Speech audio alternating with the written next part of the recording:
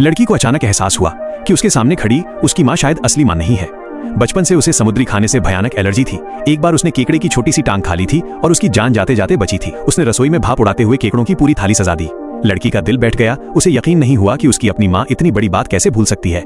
अपने शक को पक्का करने के लिए वो एक अंडा लेकर कमरे में चली गई, क्योंकि उसे ज्यादा प्रोटीन से भी एलर्जी थी और माँ हमेशा उसे अंडा खाने से रोकती थी। मगर इस बार माँ ने उसे टोकना तो दूर, पूछा तक नहीं। अब लड़की को पूरा विश्वास हो गया कि घर में उसकी माँ के चेहरे वाली जो औरत है वो कोई और है और किसी मकसद से यहाँ आई है। सच जानने के लिए उसने तय किया कि बिना हंगामा किए अपने सौतेले पिता राजीव अंकल को सब बताएगी, जिन्होंने हमेशा उसे सगी बेटी की तरह प्यार दिया था।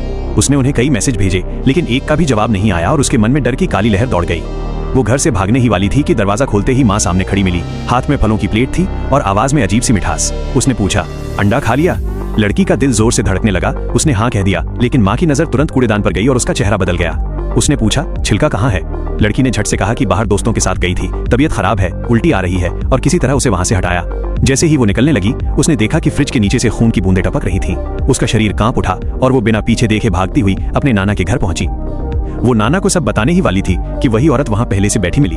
नाना कुछ समझ नहीं पा रहे थे कि माँ बेटी में क्या चल रहा है।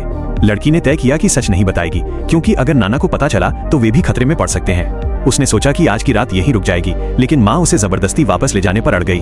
तभी राजीव अंकल अचानक दौरे से लौट आए और लड़की को जैसे सहारा मिल गया। उसने उन्हें सारी बात बताई, मगर उन्होंने हंसते हुए कहा कि वो ज्यादा थ्रिलर सीरियल देख रही है और बेवजह डर रही है। लड़की को समझ नहीं आया कि जो इंसान उसकी हर छोटी बड़ी बात जानता था, वो आज इतना अनजान कैसे हो सकता है। घर लौटते ही राजीव अंकल ने कहा कि इस वीकेंड वे उसे मेले में ले जाएंगे, झूले और रोलर कोस्टर पर बैठाएंगे ताकि उसका मन बदल जाए। लड़की सन्न रह गई। उसे ऊंचाई से डर लगता था और उसे जन्म से दिल की बीमारी थी। वो कभी ऐसे झूलों के पास भी नहीं गई थी। उसने घबराकर कहा, आप मेरे राजीव अंकल नहीं हो। वे तुरंत बात पलटते हुए बोले कि थकान की वजह से भूल गए। फिर कहा कि उसे स्विमिंग पूल ले चलेंगे। लड़की को तैरना तो दूर, पानी से ही डर लगता था। फिर भी वे ये बात भी भूल चुके थे। अब उसे पूरा यकीन हो गया कि दोनों नकली हैं। अचानक राजीव अंकल ने उसका हाथ पकड़ लिया और उसे जबरदस्ती उस औरत के लाए अजीब कपड़े पहनाने लगे। उनकी आंखों में वही अपनापन नहीं था, बल्कि गंदी लालसा थी।